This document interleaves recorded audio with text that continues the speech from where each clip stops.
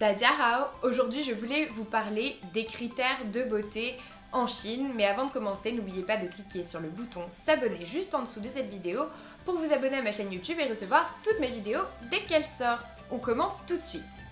Comme vous l'avez peut-être déjà remarqué, les critères de beauté en Chine ne sont pas les mêmes que les critères de beauté en France ou même en Europe. Et d'ailleurs, on peut le remarquer assez facilement quand on se balade dans des grandes surfaces en Chine, notamment au rayon produits de beauté. Les produits de beauté qu'on y voit sont très différents de ceux que l'on pourrait trouver en France et cela s'explique en fait quand on compare nos critères de beauté. Donc en Chine, il y a plusieurs critères de beauté.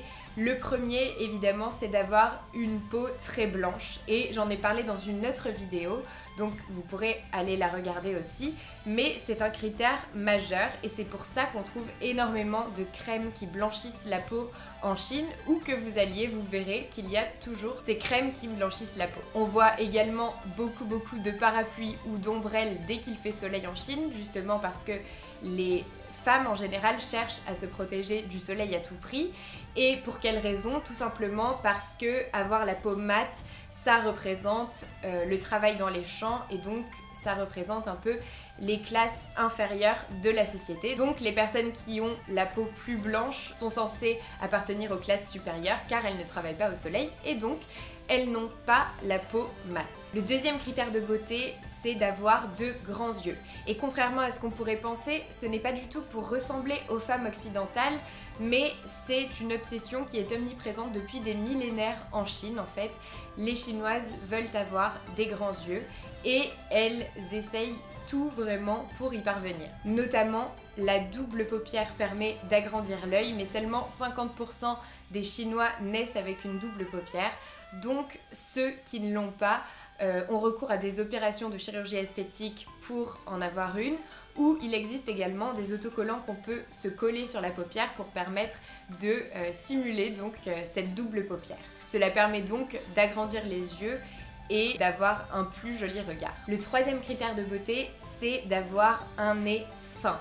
Donc évidemment, on veut toujours ce qu'on n'a pas et dans ce cas-là, les occidentales sont assez enviées pour leur nez qui commence en général au niveau des yeux et qui est assez fin, alors que les Chinoises ont plutôt un nez assez large et donc elles ont là aussi recours à des opérations de chirurgie esthétique pour se faire affiner le nez. Enfin, le dernier critère, c'est d'avoir un corps fin, d'être assez mince tout simplement. Mais cela tombe parfois dans l'extrême parce que certaines personnes vont jusqu'à se faire rallonger les jambes, ce qui est une opération qui est assez dangereuse et pas très bonne pour la santé pour pouvoir être plus fine.